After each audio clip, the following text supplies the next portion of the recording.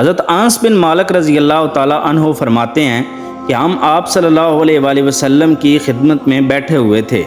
تو آپ صلی اللہ علیہ وآلہ وسلم نے فرمایا، لوگو ابھی تمہارے پاس ایک جنتی شخص نمودار ہوگا۔ چنانچہ ایک انصاری صحابی اس حالت میں تشریف لاتے ہیں کہ وضو کا پانی ان کی داڑھی سے ٹپک رہا تھا اور انہوں نے اپنے جوتے بائیں ہاتھ میں اٹھا رکھے تھے۔ دوسرے دن بھی آپ صلی اللہ علیہ وآلہ وسلم نے یہی بات کی اور پھر وہی صحابی نمودار ہوئے اور آج بھی پہلے کی طرح جوتے ان کے بائیں ہاتھ میں تھے۔ تیسرے دن بھی آپ صلی اللہ علیہ وآلہ وسلم نے وہی بات دہرائی کہ ابھی ایک صحابی ایک شخص جو ہے وہ نمودار ہوگا اور وہ جنتی ہے۔ تو وہی صحابی اس وقت اس حالت میں نمودار ہوئے جن کی داڑھی سے وضو کا پانی ٹپک رہا تھا اور انہوں نے جوتے بائیں ہاتھ میں اٹھا رکھے۔ جب نبی کریم صلی اللہ علیہ وآلہ وسلم اٹھ کر چل دیے تو عبداللہ بن عمر رضی اللہ تعالیٰ عنہ ان انصاری صحابی کے پیچھے لگ گئے۔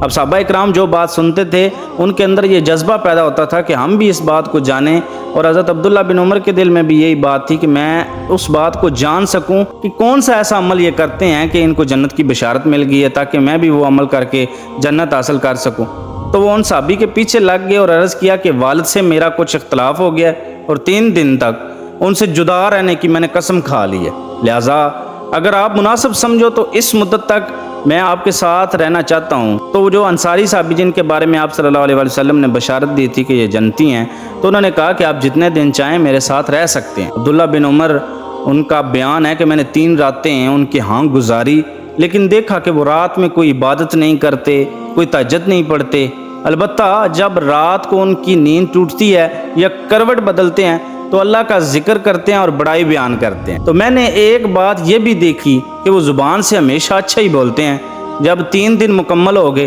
اور میرے دل میں کوئی بھی عمل بڑا نامعلوم ہوا کہ کوئی ایسا عمل تو بڑا یہ کرتے ہی نہیں ہے، تو میں نے کہا کہ اے اللہ کے بندے، میرے اور میرے والد کے درمیان کوئی جھگڑا اور ناراضگی نہیں ہے، البتہ میں نے نبی کریم صلی اللہ علیہ وآلہ وسلم سے سنا ہے کہ 3 دن لگاتار آپ کے بارے میں فرما رہے تھے کہ ابھی تمہارے پاس ایک جنتی شخص نمودار ہوگا، اور تینوں دن آپ ہی تشریف لائے۔ تو میں نے ارادہ کیا کہ آپ کے پاس رہ کر میں آپ کا عمل دیکھوں، کون سا وہ عمل کرتے ہیں، میں بھی وہ عمل کر سکوں جس سے جنت حاصل ہو جائے۔ لیکن میں دیکھ رہا ہوں کہ آپ زیادہ عمل نہیں کرتے ہیں، پھر کیا وجہ ہے کہ آپ اس مقام تک پہنچے کیسے ہیں جس کی بنیاد پر اللہ کے رسول صلی اللہ علیہ وسلم نے یہ بات کہی ہے؟ انہوں نے کہا بس میرا عمل تو بس اتنا ہے جو تم نے دیکھا۔ جب میں وہاں سے واپسی کے لیے مڑا تو انہوں نے پیچھے سے آواز دے کر بلایا۔ انصاری صحابی نے بلایا اور فرمایا عمل تو وہی ہے جو تم نے دیکھ لیا ہے، البتہ ایک بات ضرور ہے کہ میرے دل میں نہ تو کسی مسلمان کے لیے دھوکے کا جذبہ ہے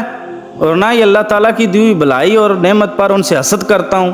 یعنی نہ میں کسی کو دھوکہ دیتا ہوں اور نہ ہی کسی سے حسد کرتا ہوں۔ تو عبداللہ بن عمر رضی اللہ تعالیٰ عنہ نے کہا بس یہی چیز ہے جو آپ کو اس مقام تک لائی ہے، اور یہی وہ عادت ہے جس کو اپنانے کی ہم میں طاقت نہیں۔ محترم دوستوں، بعض مرتبہ صرف ایک اچھی عادت انسان کو باقی لوگوں سے منفرد کرتی ہے اور اللہ کے دربار میں اس کا مقام بلند کرتی ہے۔ ہمیں چاہیے کہ زیادہ نہیں، کوئی ایک اچھی عادت ہم اپنا لیں جو ہمیں باقی لوگوں سے منفرد کرے اور ہماری بخشش کا بھی ذریعہ بن جائے۔